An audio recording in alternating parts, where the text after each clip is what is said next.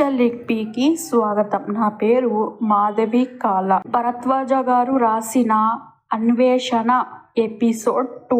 ఒక పక్క మొదటి జరిగిన హత్య కేసు కోర్టులో విచారణలో ఉండగానే వరుసగా జరుగుతున్న ఈ హత్యలు నివారించడం పోలీసుల వారి వల్ల కాకపోవడం, ప్రజా వ్యతిరేకత కూడా పెరుగుతున్న నేపథ్యంలో ఈ హత్య కేసులన్నీ ఛేదించడానికి కోర్టు చివరికి సెంట్రల్ బ్యూరో ఆఫ్ ఇన్వెస్టిగేషన్ సిబిఐని నియమించింది. 6 ప్రాతినిధ్యం వహిస్తున్న ఆ బృందానికి సారథ్యం వహిస్తున్న ఆయన పేరు ఏసీపీ రంజిత్ కుమార్. కేసుని తీసుకున్న అతి కొద్ది సమయంలోనే ఏసీపీ రంజిత్ కుమార్ సారథ్యంలో గల ఆ సిఐడి టీం ముమ్మరైన దర్యాప్తు చేపట్టింది. కేసులను మరింత లోతుగా విశ్లేషిస్తూ ఆ హంతకుడిని పట్టుకోవడానికి ప్రణాళికలు రచించడంలో నిమగ్నమైంది ఆ బృందం. మరోపక్క ఆ 3 హత్య కేసుల్లో దొరికిన ఒకే ఒక క్లూ సత్య అని రాసున్న కాగితాన్ని కూడా ఆ సిఐడి వాళ్ళు నమ్మలేకపోయారు. కారణం, హంతకుడు ఆ క్లూ పేరుతో కేసుని తప్పుదోవ పట్టిస్తున్నాడేమోనని వాళ్ళు భావిస్తున్నారు. హత్య చేయబడ్డ ఆ 3 ఇళ్లకు వెళ్ళి సోదాలు నిర్వహిస్తున్నారు. వాళ్ళ 3కి ఒకరినొకరి మధ్య సంబంధాలు కానీ, బాంధవ్యాలు కానీ ఏమైనా ఉన్నాయా అన్న కోణంలో కూడా దర్యాప్తు చేశారు. కేసులకు సంబంధించి దొరికిన ఏ చిన్న క్లూ, చిన్న ఆధారాన్ని కూడా వాళ్ళు విడిచిపెట్టడం లేదు. మృతురాల తల వెంట్రుకల దగ్గర నుండి కాలి గోళ్ల వరకు ప్రతిదీ ప్రణాళికలోకి తీసుకొని దర్యాప్తు చేశారు. ఇల్లు, వాకిలి, ఆఫీస్, చుట్టుపక్కలున్న ప్రదేశాలు అంతా ముమ్మూర తనిఖీలు నిర్వహిస్తున్నారు. చివరికి డెడ్ బాడీలను రీపోస్ట్ మార్టం చేసిన కేసులో పురోగతి లభించలేదు. ఇంత దారుణంగా వాళ్ళను హతమార్చడం చూస్తూ ఉంటే ఈ హత్య ఒక్కడే చేసినట్టు ఏసీపీ రంజిత్ బృందానికి అనిపించడం లేదు. దీని వెనక మరికొంతమంది హస్తం కూడా ఉన్నట్టు వాళ్ళు భావించారు. ఈ తరుణంలోనే ఏసీపీ రంజిత్ ఓ రోజు తన డ్యూటీ ముగించుకొని ఇంటికి చేరుకున్నాడు. ఆ రోజు తన భార్య, పిల్లలను తీసుకొని పుట్టింటికి వెళ్లడంతో ఒంటరిగా తానొక్కడే ఉన్నాడు ఆ ఇంట్లో. పని వాళ్ళు కూడా రాత్రి కావడంతో పని ముగించుకొని తమ ఇళ్లకు వెళ్ళిపోయారు. ఆ హత్య కేసుల గురించి పదే ఆలోచిస్తూ కలవరపడటంతో ఆ రాత్రి నిద్ర పట్టడం లేదు ఏసీపీ రంజిత్కి. ఆ డిస్టర్బెన్స్ మైండ్ నుంచి బయటపడడానికి కొంచెం ప్రశాంతత కోసం తన గెస్ట్ హౌస్కి బయలుదేరి వెళ్ళాడు.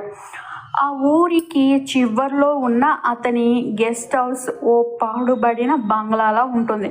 మధ్యలో ఉన్న ఒక శ్మశానాన్ని దాటుకొని వెళ్ళాలి ఆ గెస్ట్ హౌస్కి. చుట్టూ ఎటు చూసినా అంతా నిర్మానుష్యమే. రంజిత్ ఫ్రెష్ అయ్యి విస్కీ తాగుతూ, సిగరెట్ కాలుస్తూ, సోఫాలో సేద తీరుతూ టీవీలో న్యూస్ చూస్తున్నాడు. ఏ న్యూస్ ఛానల్ చూసినా ఈ మధ్య నగరంలో జరుగుతున్న ఈ 3 హత్యల గురించే బ్రేకింగ్ న్యూస్లు, హాట్ టాపిక్స్, చర్చలు, సమీక్షలు. అర్ధరాత్రి 12 గంటలు కావస్తుంది. ఇంతలో బయట హోరున వర్షం మొదలైంది. సడన్గా కరెంటు కూడా పోయింది. ఒక్కసారిగా చుట్టూ అంతా చిమ్మ చీకటి అలుముకుంది. గాలికి తలుపులు వాటి గుమ్మానికేసి కొట్టుకుంటూ అటు ఇటు ఊగుతూ టపటప టపటప టపటప మని బిగ్గర శబ్దాలు చేస్తున్నాయి. దానికి తోడు ఆకాశంలో చప్పుడు చేస్తున్న ఉరుములు, పక్కన శ్మశానంలో నక్కల అరుపులు, ఇంటిపై కప్పు పైన పిట్టల కవ్వింపులు. కానీ అవన్నీ అతనిలో భయాన్ని అయితే కలిగించడం లేదు. ఎంతైనా సిఐడి ఆఫీసర్ కదా. అసలే చిరాకుతో ఉన్న ఆయన తన చేతిలో ఉన్న సిగరెట్ ఆర్పి పక్కనున్న టార్చ్ లైట్ ఆన్ చేసి గాలికి కొట్టుకుంటున్న ఆ తలుపుల దగ్గరికి మూసి, అప్పటికే బాగా ఆలస్యమైపోయి ఉండడంతో దుప్పటి ముసుగులో విశ్రమించడానికి సిద్ధపడ్డాడు. కాసేపటికి వేసిన తలుపులు మెల్లగా తెరుచుకోవడం మొదలయ్యింది. ఆరు బయట హోరుగాళ్ళ శబ్దం మళ్ళీ తన చెవులకు తాకుతున్నాయి. కప్పుకున్న దుప్పటి కూడా ఎవరో లాగుతున్నట్టు ఆయన పైనుంచి మెల్లగా జారుకుంటుంది. ఆయన ఒక్కసారిగా ఉలిక్కిపడి పైకి లేచి చూసేసరికి వెలుగుతున్న టార్చ్ లైట్ సడన్గా ఆఫ్ అయి ఉంది. చుట్టూ మరల అంధకారమే ఆవహించింది. ట్రుయీ ట్రుయీ ట్రుయీ అంటూ అప్పటికే తాను వేసిన మెయిన్ డోర్ మళ్ళీ తెరుచుకుంటున్న శబ్దం కూడా తన చెవులకి మెల్లగా చేరుతూనే ఉంది. అరే, ఇప్పుడే కదా డోర్ క్లోజ్ చేశాను, మళ్ళీ ఎలా తెరుచుకుంది? తాగిన మైకంలో సరిగ్గా వేసి ఉండనులే అని తన మనసులో తానే అనుకుంటూ మళ్ళీ ఆ డోర్ దగ్గరికి వెళ్ళి ఆ డోర్ క్లోజ్ చేయబోతుండగా హఠాత్తుగా స్వామి! వృత్తాప్యయ ఛాయలతో నల్లని ఎముకల గూడు లాంటి దేహరాడుద్యం కలిగి చింపిరి జుట్టు, మెల్లకన్ను, ఎత్తు పళ్ళు, కుంటికాలతో ఓ చేత కర్ర పట్టి మరోవైపు భుజాన సంచి తగిలించి మాసిన గుడ్డలు ధరించి చూడడానికి భయం రేకెత్తించేలా నున్న ఓ వ్యక్తి గుమ్మం దగ్గర నిల్చొని లోపలికి రావచ్చా అంటూ బిగ్గరమైన స్వరంతో ఏసీపీ రంజిత్ని అడుగుతాడు. దీంతో ఒక్కసారిగా ఉలిక్కిపడి హడిలిన ఆయన, హే, ఎవరు నువ్వు? ఈ టైంలో నీక్కడేం పని అంటూ అతన్ని ఎదురు ప్రశ్నించాడు. చెప్పా స్వామి, నీ అవసరం తీర్చడానికి, నీ కొన్ని జాగ్రత్తలు చెప్పడానికే వచ్చానులే. రాను రాను పోను నీకే అర్థమవుతుందిలే అంటూ వెక్కిలిగా నవ్వుతాడు. హే, ఏంటి వేళకాని వేళ వచ్చి పిచ్చి పిచ్చిగా బాగుతున్నావు? అసలు ఎవడరా నువ్వు? నేనెవరో తెలుసా? ఈ ఇల్లు ఎవరిదో తెలుసుకొని వచ్చావా అంటూ అసలే చిరాకులో ఉన్న ఏసీపీ రంజిత్ అతని మాటలకు మరింత చిరాకు పడుతూ తిడతాడు ఆ వృద్ధుణ్ణి. ఎవరైతేనేం, ఎంత భోగం అనుభవిస్తేనేమి స్వామి, ఎవరైనా ఎప్పటికైనా మట్టిలోనే కదా కలిసేది, 6 అడుగుల గోతిలోనే కదా సేరేది. అయినా నాకంతా తెలుసులే స్వామి, నువ్వు ఆ మర్డర్ కేస్ విషయంలో బాగా కంగారు పడుతున్నట్టున్నావు. ఏంటి అంటూ ఆ మర్డర్ కేసుల గురించి ఈ ముసలాడికి ఎలా తెలుసుంటుంది అని ఆశ్చర్యపోతూ అతని వంక చూశాడు రంజిత్. ముందు నన్ను లోపలికి రానియ్యి స్వామి, బయట ఇప్పటికే వర్షానికి తడిసి ముద్దయ్యాను. అసలే చలికి వణుకు ఎండుతున్నానని ఆ వృద్ధుడు అనడంతో సరే రా అంటూ లోపలికి తీసుకెళ్లాడు రంజిత్.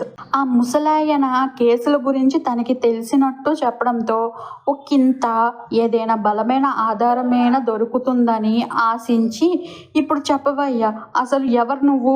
చూస్తుంటే బిచ్చగాడిలా ఉన్నావు. ఆ హత్యల గురించి నీకేం తెలుసు అంటూ అతన్ని ప్రశ్నించాడు రంజిత్. చెప్తానుండు స్వామి, తొందరపాటు అన్నిటికీ సేటే, అంత మంచిది కాదు. కాసేపు సేద తీరనివ్వు. కొంచెం ఆకలిగా ఉంది. ఇంట్లో మిగిలి ఉన్న అన్నం ఏమైనా ఉంటే కాసింత ఎట్టు పుణ్యం కట్టుకో స్వామి. ఈ అవతారం చూసి ఇందాక ఏమన్నావు? బిచ్చగాడా? ఇలా కూడు కోసం అడుగుతున్నానని నీ అనుమానం ఇంకా బలపడి, నేనేమి బిచ్చగాడిని కాదోయ్, ఒకప్పుడు బాగా బతికినోడినే. కొంతమంది చేసిన దుర్మార్గులకు, ఇంకొంతమంది చేసిన తప్పిదాలకు, కాలం చేసిన పొరపాట్లకు మందిని ఉన్నది పోగొట్టుకొని ఇలా ఒంటరోడిగా మిగిలిపోయాను. అసలే కేసు విషయంలో అప్పటికే బాగా టెన్షన్లో ఉన్న రంజిత్కి అతని సూటిపోటి వంకర మాటలు చిర్రెత్తుకొచ్చాయి. అయినా నా దగ్గర ఎలాగైనా ఆ కేసుకు సంబంధించిన విషయాలు రాబట్టాలని నిగ్రహంతో ఓపిక పడుతూ అతను చెప్పింది వింటూ తన ఆకలి తీర్చాడు. ఇదిగో పెద్దాయన, ఏ ఊరు నీది? అసలు ఇక్కడికి ఎలా వచ్చావు? ఈ చుట్టుపక్కల నీ బంధువులు ఎవరైనా ఉన్నారా? నాకంటూ ఊరు పేరు లేదు స్వామి. వాళ్ళెవ్వరూ నా వాళ్ళు కారు, కానీ చచ్చిపోయాక అందరూ నా వాళ్ళే. ఏంటి? అతని మాటలకు ఆశ్చర్యపోతూ నోరు వెళ్ళబెట్టి తన వైపు చూశాడు రంజిత్. ఆహాహాహా అంటూ బిగ్గరంగా నవ్వాడు ఆ ముసలాయన. ఏంటయ్యా, నేనొకటి అడిగితే నువ్వెంకేదో చెప్తూ అలా పిచ్చివాడిలా నవ్వుతావు అంటూ చిరాకు పడతాడు రంజిత్. అదేమి లేదు స్వామి, మీ మెదడుకు పదును. మీ యొక్క సిఐడి ఆఫీసర్ అయ్యుండి కూడా దాన్ని విప్పలేకపోయారు అంటూ పగలబడి మళ్ళీ నవ్వుతాడు అతను. ఏంటి అంటూ కోపంగా కళ్ళెర్ర చేసి చూస్తాడు రంజిత్ అతని వంక. అదే స్వామి, ఆ పక్కనే ఉన్న శ్మశానం నా ఇల్లు, అక్కడుండే శవాలు నా బంధువులు. పరోక్షంగా నేనొక కాటి కాపరిని చెప్తున్నానయ్యా అంటూ ముసిముసిగా నవ్వుతాడు ఆ వృద్ధుడు. నీతో అంటూ ఊపిరి పీల్చుకుంటాడు రంజిత్. ఇక చాలే ఆపు నీ వెక్కిలి నవ్వు వ్యాసాలు అంటూ అతడిని గదుముతాడు ఏసీపీ రంజిత్. ఇక తినడం కూడా పూర్తయింది ఆ వృద్ధుడికి. ఇప్పుడు చెప్పు, అస్సలు ఆ కేసు గురించి నీకెలా తెలుసు? కేసుకు సంబంధించిన నీ దగ్గర ఆధారాలు ఏమైనా ఉన్నాయా? నువ్వు అసలు ఏం చెప్పాలని ఇక్కడికి నన్ను వెతుక్కుంటూ వచ్చావు అంటూ తన ప్రశ్నలతో అతడిని నిలదీస్తాడు రంజిత్. మౌనంగానే వణుకుతున్న చేతులతో తన కూడా తెచ్చుకున్న సంచిలోనున్న ఒక పుస్తకం తీసి దానిని రంజిత్ చేతికిచ్చి, ఇందులో అన్ని విషయాలు ఉన్నాయి స్వామి, పూర్తిగా చదువుకో అంటూ అంతా నీకే అర్థమవుతుందిలే అంటూ బయటికి వెళ్ళబోతుంటే, ఎక్కడికి అని నిలదీశాడు రంజిత్ ఆ వృద్ధుడిని. కొంచెం కడుపు ఉబ్బరంగా ఉంది స్వామి, నేను కొంచెం అలా బయటికి పోయొస్తా అంటూ అక్కడి నుండి బయటికి వెళ్ళబోతుంటే, ఎందుకు, ఇక్కడ మా వాష్రూమ్, లోపలికి పో అంటూ అన్నాడు రంజిత్. దానికి ఆ వృద్ధుడు, మట్టిలోనే ఉంటాం, మట్టిలోనే జీవనం సాగించినోళ్ళం, మాకి ఇలాసపు సౌకర్యాలు అలవాట్లేదు స్వామి అంటూ నిరాకరిస్తాడు. పిచ్చివాడిలా వాగుతున్న ఆ వృద్ధుడు ఎక్కడికి పోతాడులే అనుకుంటూ అతడిని కానీ అతను చెప్పిన మాటలు కానీ పట్టించుకోక వాటిని పెడచెవిన పెడతాడు ఏసీపీ రంజిత్. ఆ కేసుల గురించిన విషయాలు పుస్తకంలో ఉన్నాయేమో అన్న ఆతృతతో రంజిత్ ఆ పుస్తకాన్ని తన చేతిలోకి తీసుకొని అందులో నిమగ్నమైపోతాడు. ఇక ఆ వృద్ధుడు అక్కడి నుండి మెల్లగా బయటికి జారుకుంటాడు.